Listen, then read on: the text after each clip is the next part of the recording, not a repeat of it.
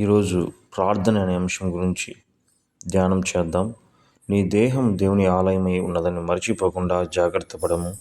పగటి సమయంలో నిద్రించవద్దు, సోమరితనంగా ఉండవద్దు. పెందలకడ లేచి ప్రార్థించుము, దేవుని చిత్తం తెలుసుకునుము. డబ్బు విషయంలోనూ ప్రభువునకు ఇచ్చు విషయంలోనూ నమ్మకస్తుడవై ఉండుము. ప్రతిదినము క్రమముగా బైబిల్ చదివి ధ్యానించుము. ప్రతిదినము ఒంటరిగా ప్రార్థనలో ప్రభువుతో సమయము గడుపుము. ప్రసంగించుటకు ముందు ఉపవాసం ఉండి ప్రార్థించుము. ప్రసంగించిన తర్వాత కూడా ప్రార్థించుట ఆవశ్యం. ముఖ్యమైన విషయములు తీర్మానించుకొనుటకు లేక సలహా ఇచ్చుటకు ముందు ఉపవాసం ఉండి ప్రార్థించుము. ఆహారమును అధికముగా ప్రేమించక ఆశలను అదుపులో పెట్టుకునము. మనుషుల పొగడ్తలను గాని బహుమానములు గాని కోరవద్దు. శరీర కార్యములకు ఎక్కడ చోటివ్వకుండా చూచుకునము.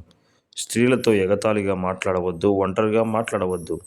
ఇతరులు చెప్పే పొగడ్తలకు లేని విమర్శలకు కదల్చకుండా దేవుడేమి చెప్పును అని భయపడుము. వారమునకు ఒకసారి అయినా నీ మోసకరమైన హృదయం కొరకు ఉపవాసం ఉండి ప్రార్థించుకునము.